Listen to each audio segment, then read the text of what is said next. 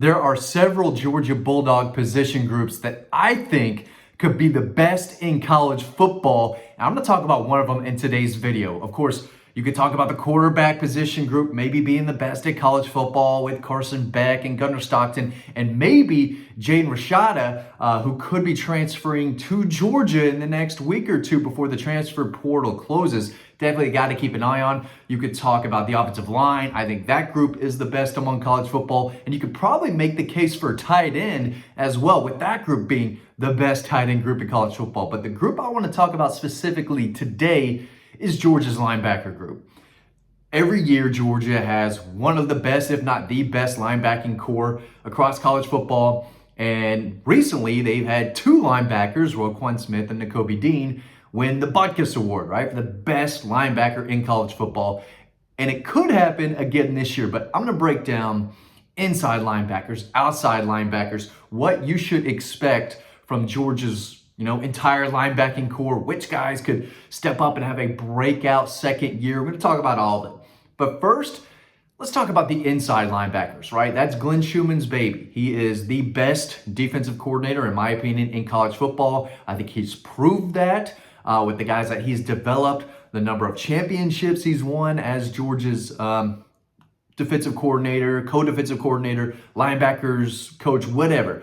He's been with this program since Kirby Smart has. So Glenn Schumann is a major reason why this program is where it's at and why they have two national championships, with more likely on the way. But he's not going to be at Georgia forever, but he's here this year. And he's got Small Munden, who a lot of people I think may have forgotten about already. And he is a guy that I think the average to above average college football fan still probably doesn't know who Small Munden is. They don't know that he'll be entering his fourth season in Athens. They don't know that he's a multi-year starter.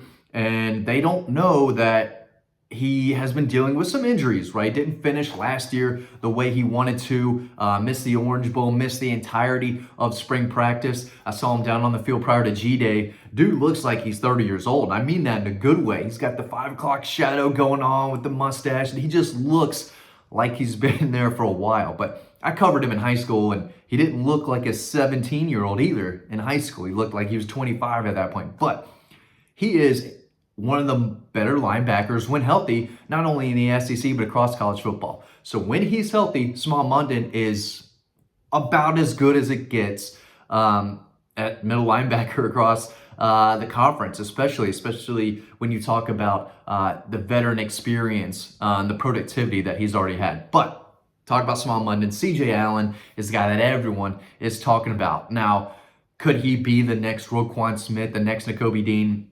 I'm not saying that just yet because I don't think he's as fast as those guys, but you talk about instincts, toughness, physicality. The guy runs well. I mean, he's not slow by any means. I don't want to get that message across, but I don't think he's as fast as Nakobe Dean or Roquan Smith, guys who are just all over the place nonstop.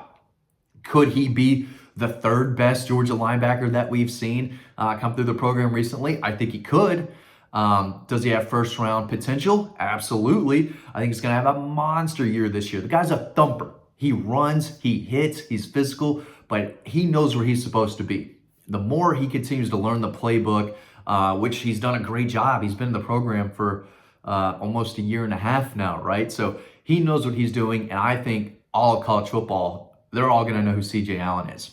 If it's not CJ Allen starting, it's probably going to be Raylan Wilson, another second-year player who played some last year as a freshman, started against Florida State in the Orange Bowl. Fast, can cover, he's got good ball skills. He knows how to wrap up and tackle too. He was one of the youngest guys that they signed in that 23 recruiting class, but one of the best as well. There's a reason they recruited him hard. When he originally committed to Michigan over Georgia, Glenn Schumann said, nah, dude, no. This is not really your decision. This is my decision, and I want you, and I'm going to get you. So that's cute that you committed somewhere else, but you come to play in Athens, right?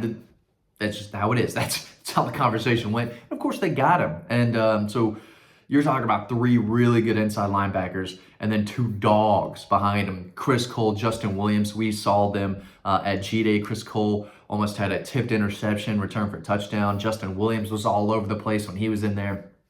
You could not imagine a better future at inside linebacker if you're Glenn Schumann and a Georgia fan. I mean, the talent is just going to keep coming in waves year after year after year. You're going to see a guy who's like, wow, who's this guy? Oh, this is another young, talented linebacker, freshman. I'm going to write his name down, right? That could be one of those two this year, but it's going to be tough to break the starting rotation with guys like Small London, who's going to start. I mean, he's been around. C.J. Allen, Raylan Wilson. It's going to be tough to keep those guys off the field. At outside linebacker, got to start with the guy that Georgia fans don't want to talk about. They don't like hearing about, and that's Chaz Chambliss, who is better than you think.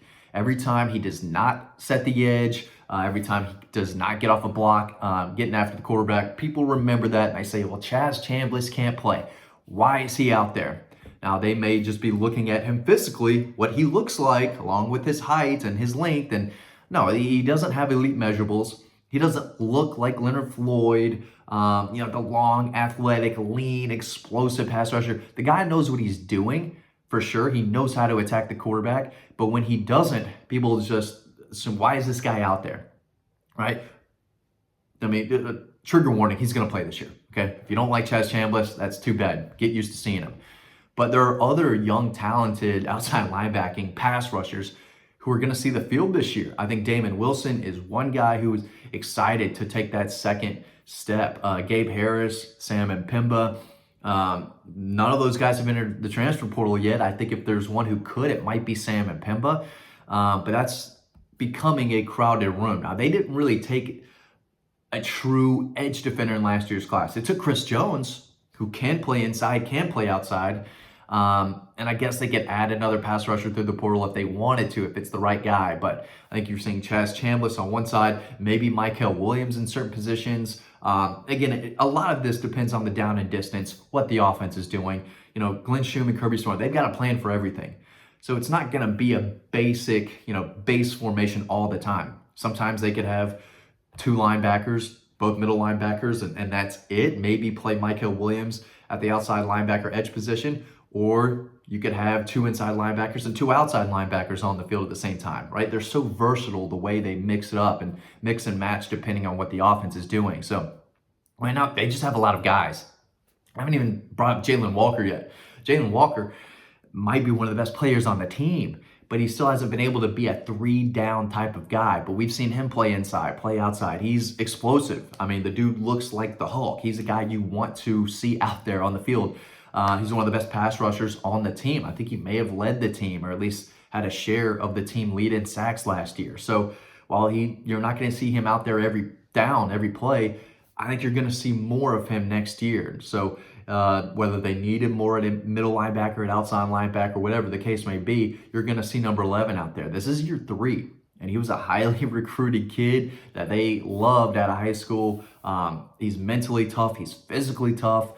He's a playmaker, and I think we might see him more at outside linebacker compared to inside, because if they're healthy, those inside linebackers are there, right? You want those guys playing if they're healthy. But Jalen Walker could be the guy who keeps Damon Wilson off the field, who keeps Gabe Harris off the field, who maybe keeps Michael Williams down on the line with his hand in the dirt, right? If he continues to improve, Jalen Walker is going to be tough to keep on the bench. But overall, you've got Coach Drebe coaching the outside linebackers, but Glenn Schumann has an eye on that group as well. Overall, it may not be a group with big names. There's not a name like Roquan Smith that everyone knows about, or Nakobe Dean that everyone knows about. But these guys are getting better, and by the end of the season, everyone in the SEC is going to know who C.J. Allen is and Jalen Walker is, and they're going to have a reminder of who Chaz Chambliss is and who Small London is. But overall, it's a very talented group.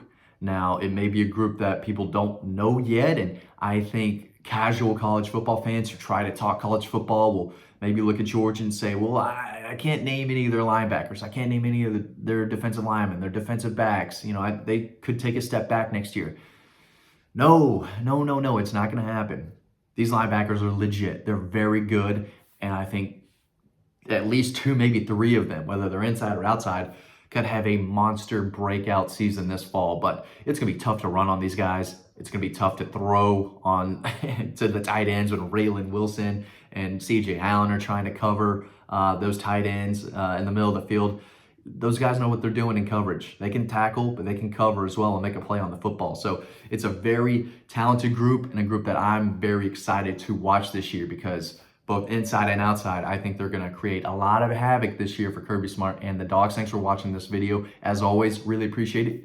You can sign up to Dawg Post and read all of our stories over there by clicking on our free newsletter. That link is down below, so make sure you do that. Would really appreciate it. Thanks for watching this video. Hope to see you on the website.